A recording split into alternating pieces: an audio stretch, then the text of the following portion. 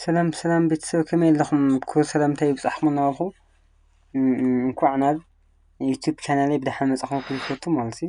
ሓደሽቲ ዝኾንኩም ላይክ እና ሰብስክራይብ ምግባር ኣይትረስዑ። ናይ ሎማዓንቲ ቱቶርና ንሪኦ ማለት እዩ ጃቫ ስቴትመንት ማለት እዩ። ጃቫ ስቴትመንት እዩ ፋይል ኤክስቴንሽን ኔም ማለት እዩ ስቴትመንት ጃቫ ይለኝኹ። ስለዚ ስቴትመንት ኣንሰርሕ ማለት እዩ ኢፍ ክሎዝ እና ኤልስ ክሎዝ ማለት እዩ። ስለዚ እዚ ቤተሰብ ኢፍ ክሎዝ እንታይ ክጥቀም ማለት እዩ ኤክስፕሬሽን ወዚ ታይጥቀም ማለት እዩ። ለምሳሌ ታይምና እዛን 18 ትኾይኑ ማለት እዩ። ኣብዚ ካሊብረስ ከፍት እሞ አውትፑት የታይሆነ ማለት እዩ ሲስተም ቲቪ ኤክስኪዩት ዝኾነሉ ማለት እዩ። ለምሳሌ ጉድ ማለት ጉድ ምክንያቱ ልካ 6 ሰዓት ትኾይኑ ልካ 6 ሰዓት ዝነኣሰት ኮይኑ ጽቡቕ መዓልቲ ውዓልና ንመቸም።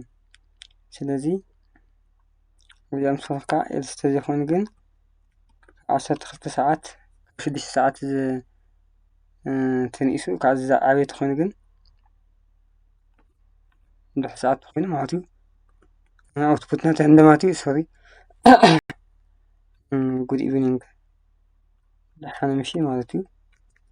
ጉድ ኢቭኒንግ ማለት እዩ። ስለዚ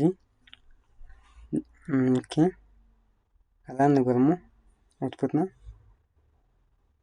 ሲምቦል variable int symbol variable content plus statement one error cannot be find symbol okay ያ ተገና ማሐሸስ ቤት መክተብ ይናኝ ማለት ታይም ዲክላር ይገርሆ ማለት ነው። ስለዚህ ታይም ቁጥር ስለሆነ ታይም ኢንተጀር ማለት ኢንተና ዲክላር ነገሩ ኢንት ታይም ካዓ ዲክላር value of time ይሆናል value of time ለምሳሌ 10 ተይዮ ሴሚኮሎን ማለት እዩ። ስለዚህ ሴቭ ይላል ስለዚህ አላን ገበርተለሁ መጸለኒኦ ማለት እዩ።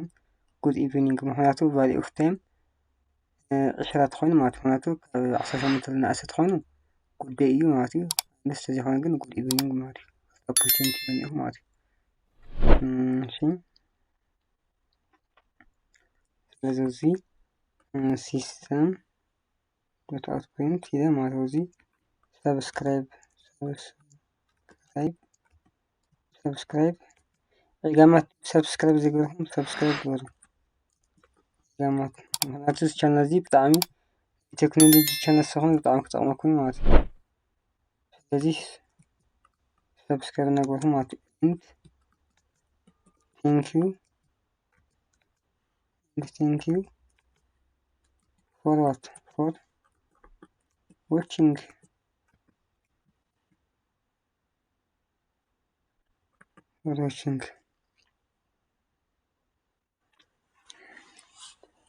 እዚህ ኦትፑትና ጫና ሰብስክራይብ ማለት ሰብስክራይብ ግበሩ። ስለዚህ ናይ ሎማዓንቲ ቱቶርና ማለት እዩ ኢፍ ስቴትመንት እና ኤልስ ስቴትመንት ከምዚ ይመስል ጻሊ ብኻሊእ ፕሮግራም እስካብ ንረኸብ እስካብ ሽዑ ደህና ጽንሑ። ሰስማዕኹም ይቀነለይ ቻው ቻው።